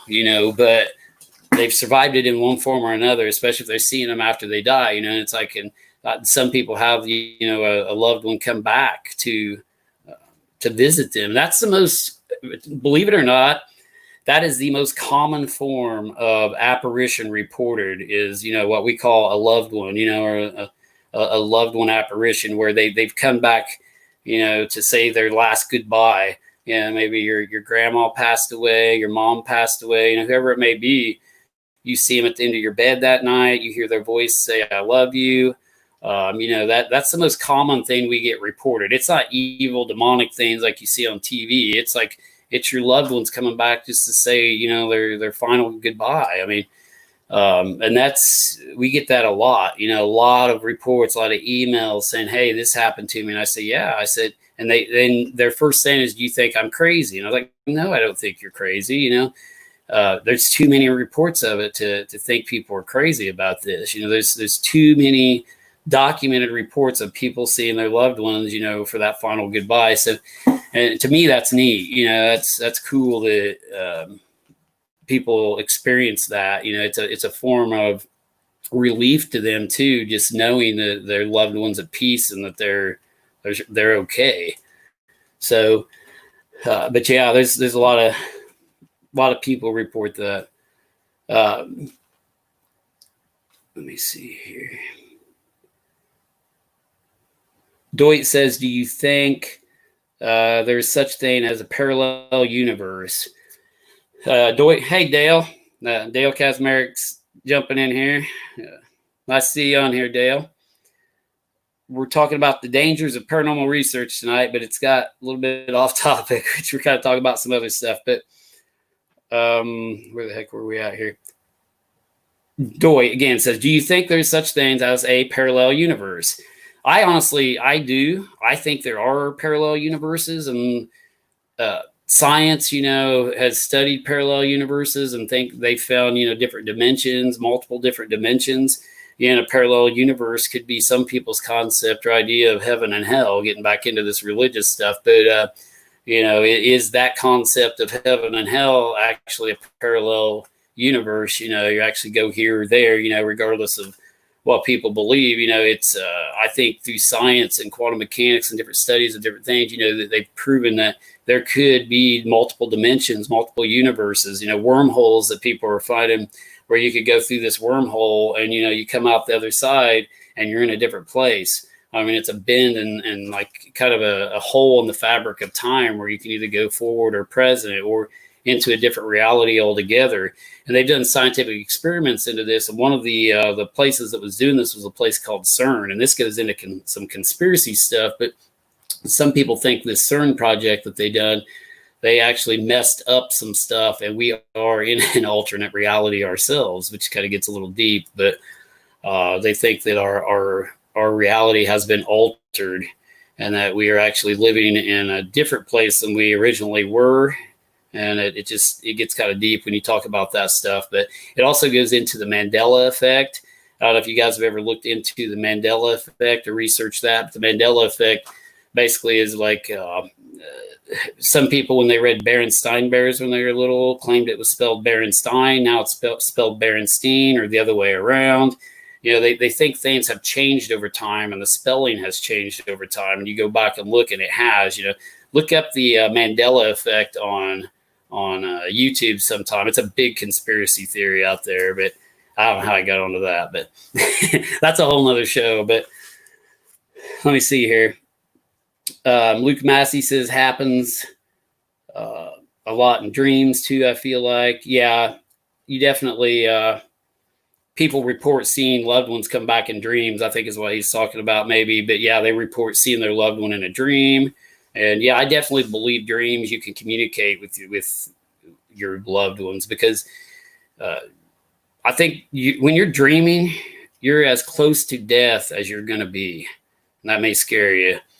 But I think, you can cross over into that other realm and communicate with loved ones or people who have passed away. And I think, dreams really need to be studied, and that area of the mind and what dreams actually are and what some of them represent. Some people claim to have dreams that predict the future. Some people claim to have, all different types of these dreams, especially communicating with their loved ones that have passed away. But I do think they can come back like that too. Luke was mentioning. Bridget, hi Dale. Everybody's saying hi to Dale. Greg saying great show, Jason. Well, thanks, Greg. And yeah, I think Greg was saying back there something too about where you see the shadow of a little girl. Yeah, I'm just trying to read all these comments. The Sinbad movie, Shazam, that doesn't exist. Oh yeah, Penny, that is a really weird thing. Yeah, the Sinbad movie, Shazam, that doesn't exist. And I myself remember seeing this. Like, they remember him playing a genie. They remember Sinbad playing a genie and watching that movie. And I remember that. I remember watching that. And they say that doesn't exist now. That never happened. And that's part of the Mandela effect. That's part of this alternate reality that they said was created by CERN, where they messed something up and they shifted our reality just enough to where the things that we knew before have altered. And it's just weird. They say that even the magnetic fields of the Earth have shifted a little bit, like a few degrees, which could have caused it. But they do say the Mandela effect is it's a strange phenomenon. I'm not going to lie. I've studied the Mandela effect, and if you look that up, yeah, it's it's strange. Definitely read into that, guys. Like, because I can say and tell you about it all night, but until you watch some videos on it, you'll understand what I'm talking about. But Penny obviously knows what I'm talking about. It's very weird. Yeah. Like Febreze, the air freshener, they argue it was spelled a different way back in the day, and now it's spelled a different way, and it was never spelled that way. Just a lot of weird stuff have taken place. People, they remember people, like famous people have died. They watched their funerals. Well, I think that's how the whole thing got started or something. That Mandela guy, I think, may have been a guy that died. And people remember him dying a certain time and watching his funeral, and then he died later on again, and people watched it happen again. It's somewhat, I believe I may be wrong on that, but that's the whole idea behind the whole thing. You know, things have happened, and then they happen again differently, or they happen over again, and it's called the Mandela effect. But see, Karen Cat says she remembers that movie, but yeah, Karen, that movie doesn't exist. According to everybody. So yeah, look that up. It's weird. Luke Massey, have you been to any of those places where if you put powder on the back of your vehicle, you'll see handprints? Yeah, we've been to a lot of locations like that, Luke. A lot of those are like local lore and legend sites, I call them. About all those like places like Crybaby Bridges, those are all locations where a lot of these bridges that people talk about, you know, there's a Crybaby Bridge like in every county, seems like. You know, some of these things are like, you know, just folk tale type stuff and local tales teenagers have came up with to scare their girlfriends, or just things like that. Or people get drunk and go out to these places and this stuff happens, and then it becomes, you know, fact. Oh, if you do this, you know, you get handprints on your car. It's whole thing. If you blink your lights 3 times, you know, a ghost comes out and touches your car and goes back. But yeah, we have been to a lot of locations where that supposedly happens. We have not found any proof to any of that, you know, any scientific, you know, documentation for, you know, any type of handprints or paranormal activity being left on our vehicles at any locations where that's supposed to happen. So I can't say that it's real, you know, but we have investigated it. Greg also said there's a movie that came out around 2 years ago that was called Return to Babylon. The movie is reported to be haunted. Oh, I haven't heard that. Huh. That's pretty neat. I have to look into that, Greg. Thanks. Sometimes you guys tell me stuff and I don't know what you're talking about. I look into it, so it gives me something new to look up. So I'll definitely check that out after the show, Greg. Diana Strickler spoke on this at a para event. Well, that's pretty interesting. And then Dale says parallel universes could actually be anti-universes, and if so, could quite dangerous if you agree with the theory that matter and antimatter violently destroy each other. Let me keep clicking here. So thank God for interdimensional doorways that prevent that. Yeah, that's a good point. Yeah, there's so many things, you know, we can't explain. And yeah, these parallel universes, like Dale's saying, could be dangerous. I mean, they could be dangerous too. I mean, they could put you in an alternate universe, but I don't know. It's just all stuff, you know, we can't explain with modern day science that they're still trying to, you know, come up with explanations for. But let me see here. Justin Bedwell says you should check out the Angel Inn, Washington, Indiana, security camera footage of a shaker flying off bar and landing across counter in a bar stool seat. Trying to continue to read here. Won't let me. In a bar stool seat. I was told a guy died in the parking lot and is haunting the bar. Okay. Yeah, we just went through Washington, Indiana the other day, so that's awesome. The Angel Inn in Washington, Indiana. Cool. Yeah, I'd not heard about that. Thanks, Justin. We'll check into that actually, because we literally just went through Washington, Indiana when we went to, and it's not that far from us. You know, when we went through to go to the Floyd Pruitt grave over in Lagodi area and Jasper, Indiana. We travel up to that way sometimes, so we'll check into that for sure. we're always looking for new places. If anybody out there knows of any locations, where there's been rumors of hauntings or any type of paranormal activity, like Justin just told me, throw them out there. We'll check them out. Definitely. We're always looking for cool places. Jen says, what's the saddest and the happiest investigation you have ever done? The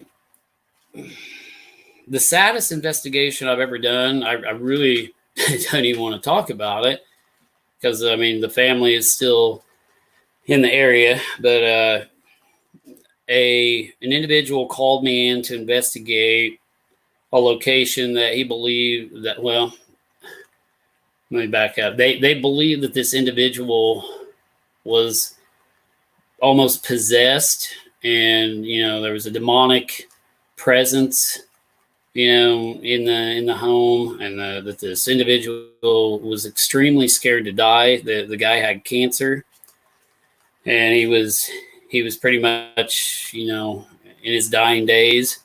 And they called me in to investigate because they believed that he had been possessed during the process of this. And he was making weird sounds and growling and doing weird stuff. And I felt so sorry for the family. I hope they're not even watching this, but I don't believe the guy was possessed. I believe it was the dying process taking over, and it was his mind just shutting down from, they had him on morphine and a lot of drugs and stuff.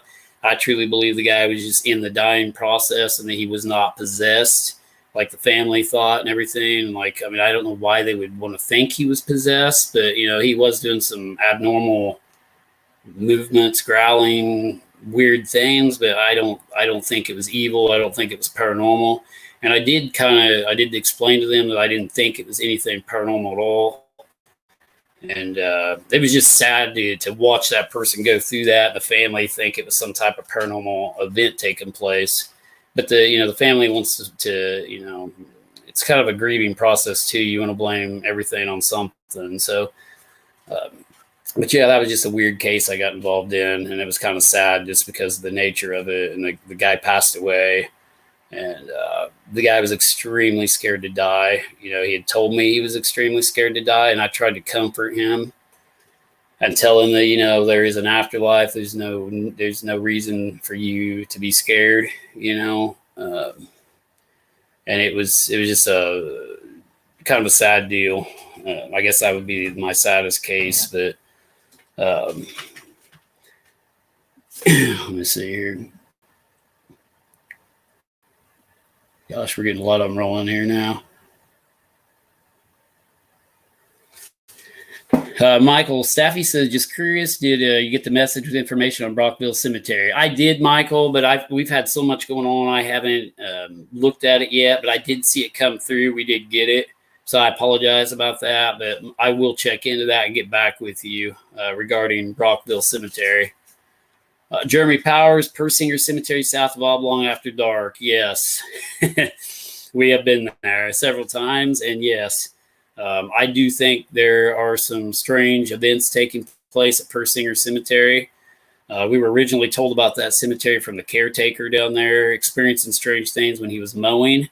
And we have been there several times and experienced some unusual events. One of them was on our live quarantine edition videos.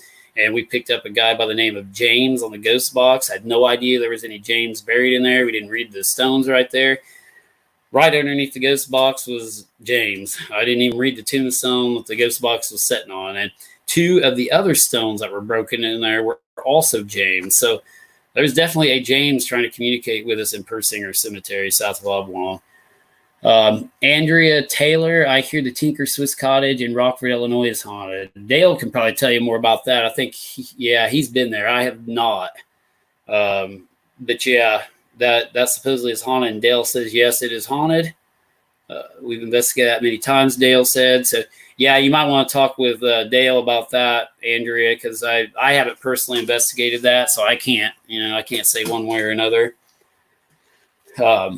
As to if it's haunted, if Dale says he got something, I believe there's probably something there. So, Andrea, Taylor, it would be a great place to investigate. Dale Kazmarek would love to talk to you. So, yeah, definitely Andrew and Dale get together and talk about that. Greg Costas, Tinker's a great location. If you can get in, you should check out the Haunted Rockford page with Kathy Creel. Luke Massey, way to go, guys. Keep making Jason stay on here for the full 2 hours. Yeah. I know, Luke. I was like, I didn't think I'd make it to full 2 hours with no co-host and no subject or no topics here tonight, really, other than the dangers of paranormal research. But here we are at the 2 hour mark, so we're still going. Jeremy Powers, I mowed it last year. It's strong there. Well, that's cool, Jeremy. What did you experience there? Because that's strange. Because, I guess I'll go ahead and say the name of the individual that mowed it before that told me about it was Noblet was his name, last name of Noblet. He used to mow the cemetery and take care of it, I guess. He may have been a grave digger down there too, but he had some experiences there. But Jeremy, yeah, if you've got any info on what you experienced at Persinger Cemetery, either let me know on here right now or send us a personal message, because I always like to hear experiences. Dale Kazmarek says, sure, I do a live Facebook almost every time. Yeah, guys, check out Dale Kazmarek's Facebook Live. He does it 4 o'clock I think he's still doing them, aren't you, Dale, every day at 4 o'clock? But yeah, he does an awesome show every day at 4 o'clock. Unfortunately, 4 o'clock's kind of my busy time, so I don't get to see a lot of them. But definitely, yeah, Dale's page is ghostresearch.org. He runs the Ghost Research Society, so check out his website and his page too for a live feed every day at 4 o'clock that he does. He talks about a lot of those locations he investigates too, and he went with me, to this Tennessee trip we were on. So,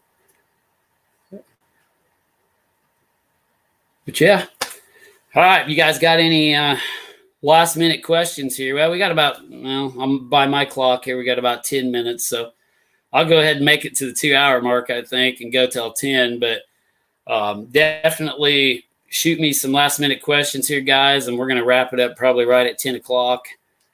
If anybody out there has anything to say, I'll try to answer them real quick. But I tried to answer all your questions to the best of my ability. I hope I didn't miss anybody out there. I apologize if I did.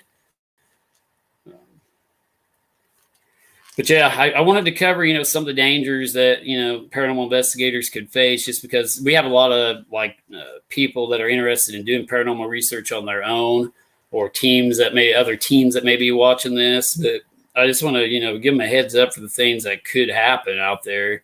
Just from my experience and things that's happened to us, so you're not caught out there, unprepared. So, it's his page live. Sorry. Greg says Dale does the 4 o'clock lives from his own page. So go to Dale Kazmarek's personal Facebook page, and he does those right from his own page, I guess, at 4 o'clock every day. And he started those right after the quarantine started, I think, because he can't get out like we can down here. He's up in the Chicagoland area, so gives him something to do for sure. It's very interesting. I like watching them when I can. Doit says, are you going? Thanks, Michael. He said, great show as usual. Doit says, are you going out next week? I think we are. Next week, we do have a paranormal investigation next Saturday night. We got a good one. Hopefully they will let us go live. The investigation will be in Lawrenceville, Illinois. I'm not going to give out the location until I find out we can go live due to the nature of the building. But it is the oldest building in Lawrence County, and we're going to be investigating. It has connection and ties to the Civil War, so I may be giving it away if you're from this area. But we will be investigating that location next Saturday night, and I will announce whether we'll go live or not from that location. So if we do go live, it's going to be awesome, guys. I mean, you're going to like it. We've had some activity at this place before. We have investigated before. But I'm real excited to go back to this location, and definitely check out next Saturday night to see if we're going live or not. And I apologize if we're not able to, because some of these locations won't don't want us to go live because they don't want everything out to the public, and we have to keep everything confidential. So that's why I told you a while back. You guys only see about half of our actual investigations that we conduct and do. A lot of our house and residential investigations, we go in and we have to keep things confidential. They don't want anything released. They don't want people to think they're crazy. So we do a lot of investigations we don't publicly announce. So when you guys see that we're kind of quiet for a little while, maybe we're quiet during the week or we're quiet for a couple weeks, we're probably doing investigations behind the scenes that you guys just aren't seeing. We do this all year round, all the time. So we just can't reveal everything to you guys, unfortunately, because of the clients and the confidentiality of people not wanting, their name out there, their house number put out, on a video where people can break into it. Just a lot of things go into that. So Dwight says, great show again. Diana says, awesome show. Thank you guys for watching, and thank you guys for all your questions. I really appreciate it. Thanks, Karen Cat. Karen's been a loyal follower. We definitely we see all you guys watching, and Karen's helped us out a lot. I appreciate everything she's done, and Lynn Dorman and Dawn and Dale Kazmarek, everybody. Benson, Greg Koss. Yeah, thanks all you guys. Jennifer Baker. Good night, guys. Yeah, I'm going to call her a night and wrap this one up. I definitely look forward to a live investigation next Saturday night if we don't do anything between now and then. So happy evening, everyone out there. I hope you've all enjoyed the show, and we will hopefully have another guest on here next Sunday. We may have Ansel the Spirit Chick if she can get rescheduled for that. We'll see what happens with that. But definitely tune back in next week, guys. I'm going to end this one.